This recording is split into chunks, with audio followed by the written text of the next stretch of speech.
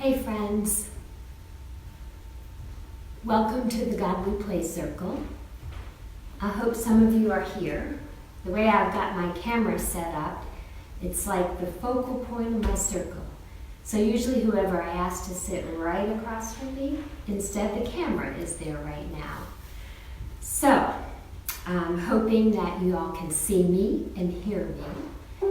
And if you can't, maybe someone's mom or dad can text me and I'll get it on my iPhone watch, whatever it's called. I'm glad you're here. I miss you guys. I miss getting together in person in our circle. But I'm really glad that things exist so that we can do this over our phones and computers, and I know some of your parents have even plugged into the TV. So, hey, I'm a TV star. Anyhow, the first thing we always want to do when we come to Godly Play is get ready. And I know you guys know how to do that, so let's take just a minute to get ready. Let's sit crisscross applesauce, or maybe you're flopped on the couch right now, but that's okay too. But let's take a few deep breaths. A deep breath in the name of the Father, and let it out. A deep breath in the name of the Son, and blow it out. And a deep breath in the name of the Holy Spirit, and let it out. So, we are in that time of getting ready for a mystery. And you all know that purple is the color for getting ready.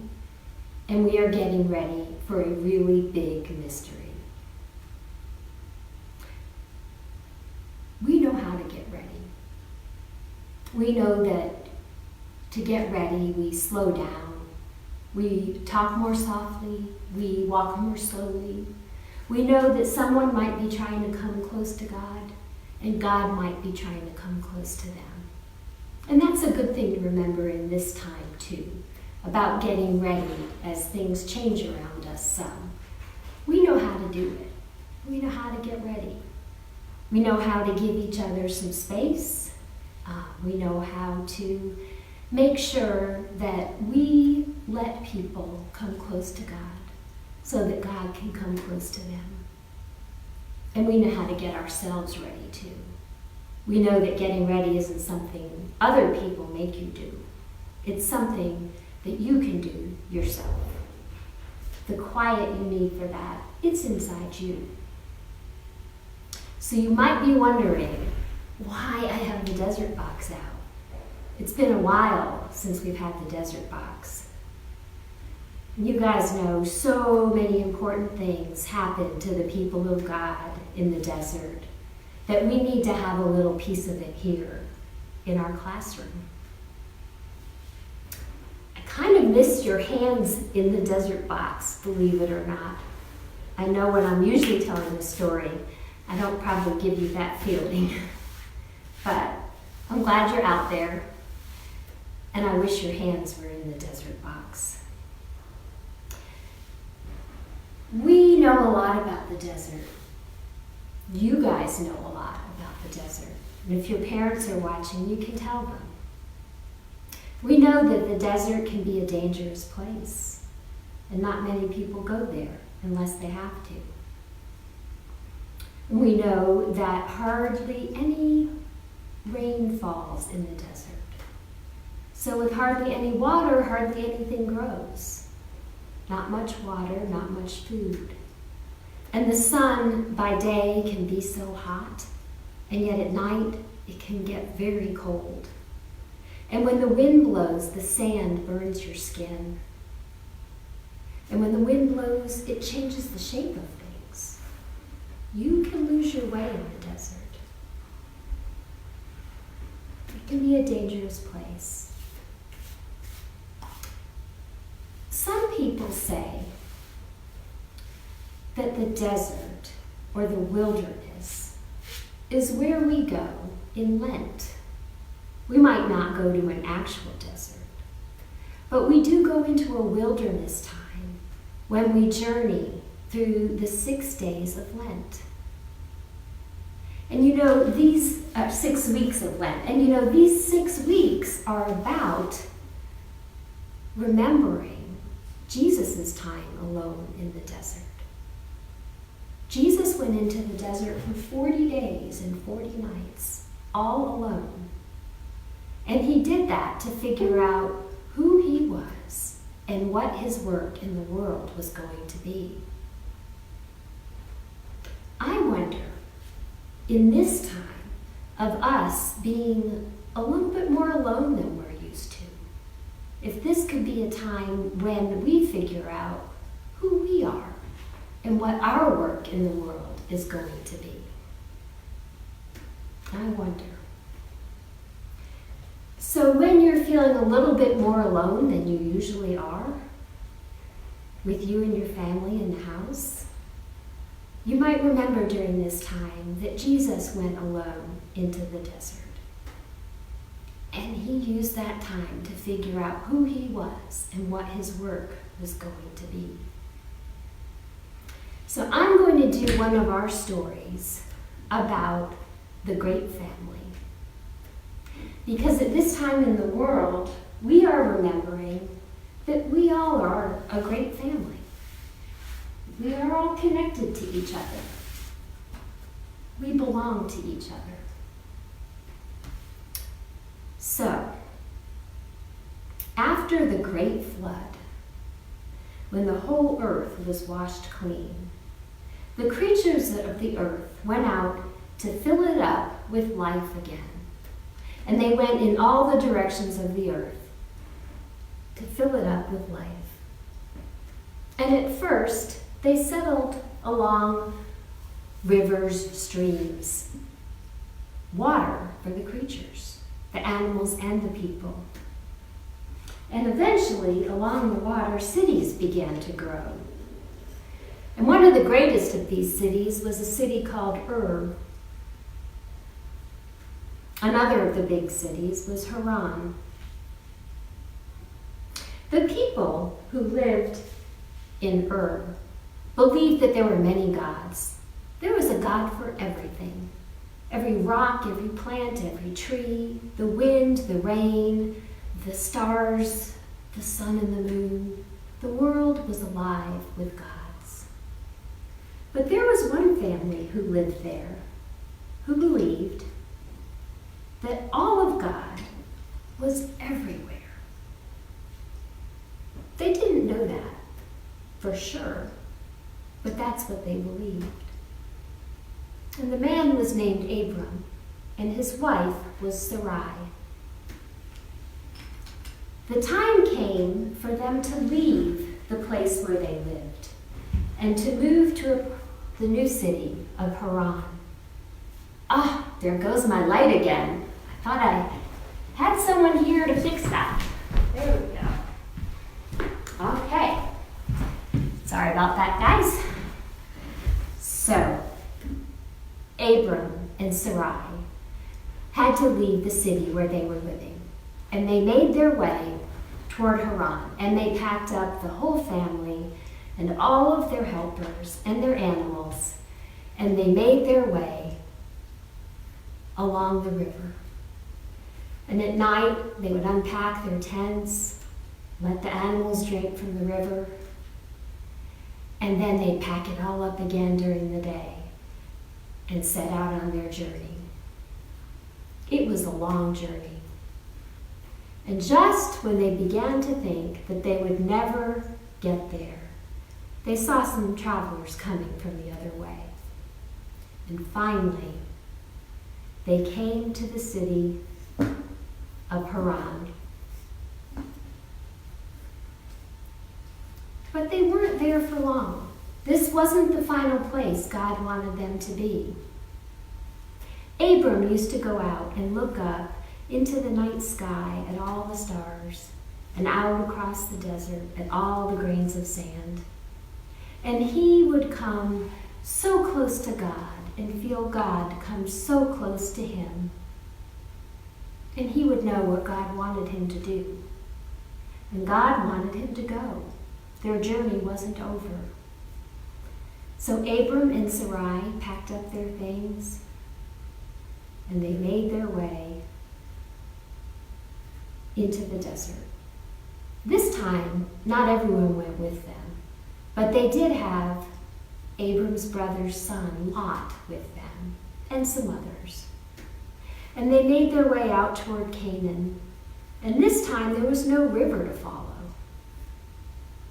Finally, outside Shechem, they came to a place, and they went up onto a hill, and they knew that God was with them in this place. And so they built an altar to mark the place where God was and to give thanks to God for being with them in that place, for being with them everywhere and always. But this wasn't the place for them to stay either, so they moved on. And when they came near Bethel, again, they knew that God was with them in this place too. God wasn't just in this place or that place, this place or that place. All of God was everywhere.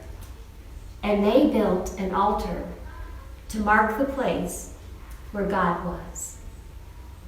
As they traveled on, they finally came to a place near the Oaks of Mamre called Hebron. This was the place God meant for them to be. And so they stayed there.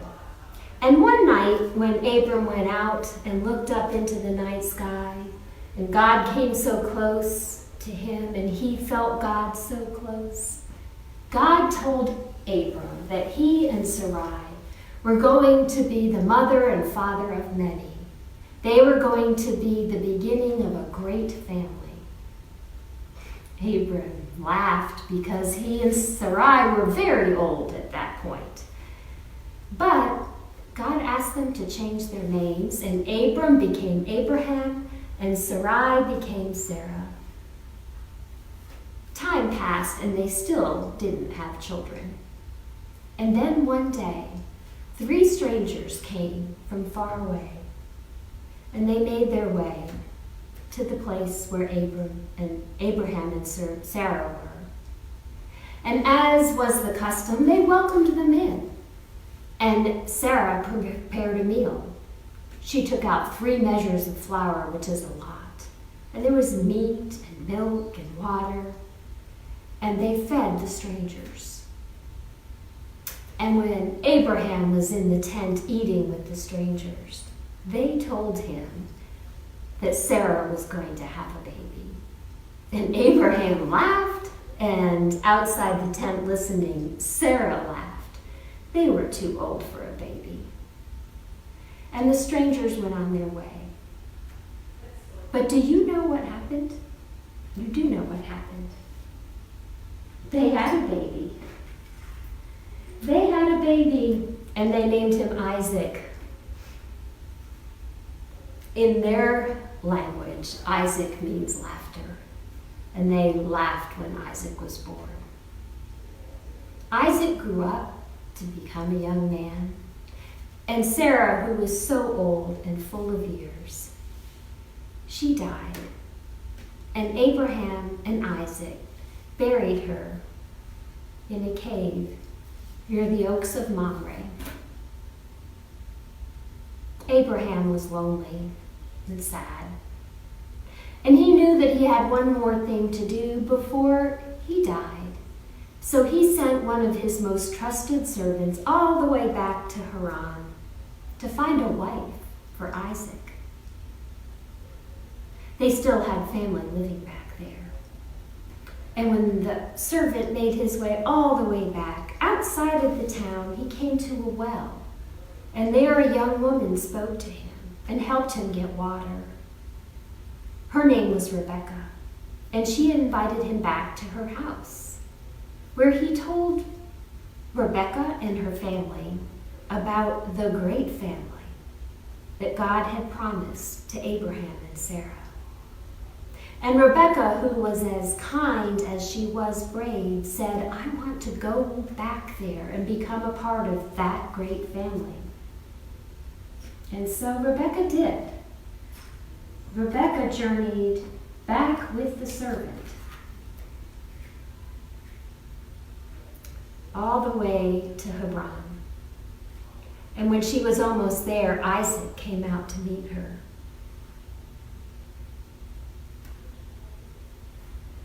And time passed, and they were married. And then Abraham, so old and full of years, he too died and was buried next to Sarah by the oaks of Mamre. Isaac and Rebekah had children, and their children had children, and those children grew up and had children. And this went on and on for generations until your grandparents were born, and they grew up and had your parents.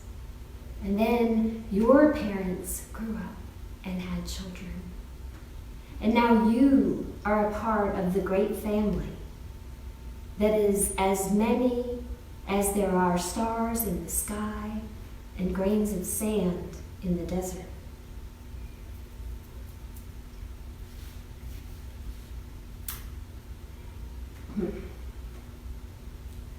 I wonder what part of this story you like best.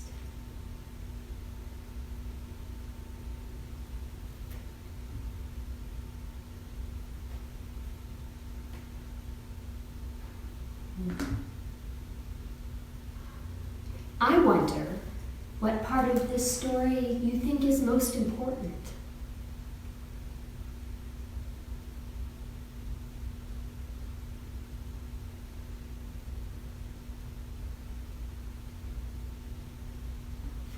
I wonder if there is any part of this story we could leave out and still have everything we need. Darn those lights. Be right back. I'm going to wonder as I walk. There we go. I wonder where you are in this story. What part of this story is about you? I wonder where you would build an altar in your life to mark the place where God was. As you go through your days and wonder when God is coming close to you and feel God coming close to you. I wonder when those times are, and if you would make an altar to show where those times are. I wonder how you could do that. I wonder how you can be a friend to other people who are part of our great family. Our family here at Good Shepherd. I wonder if there's anyone you could write a note to or draw a picture for.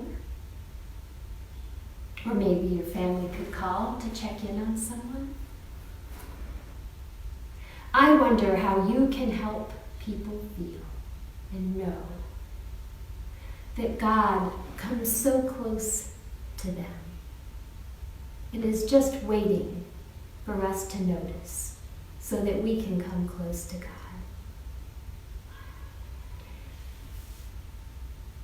Normally, I would send you out right now, but instead, you can do your work at home. You can watch this video again a little later and do your response then. But in about 5 minutes, Miss Grace is going to lead you through some yoga and movement, just like we do at Trinity. Haven't figured out a way to give you a feast. from afar. But I bet you guys have a way to do that. I bet you'll be having dinner soon. If you normally come to Shepherd's Night Out, we'd like you to take a picture of your family having dinner and post it to Instagram and put hashtag Shepherd's Night in so that we can all connect with each other. I'll be back on Sunday to tell you a Godly Play story at 10, and I will be thinking of you and praying for you and coming close to you in whatever ways I can in this new way we have of being together. Peace be with you. God bless.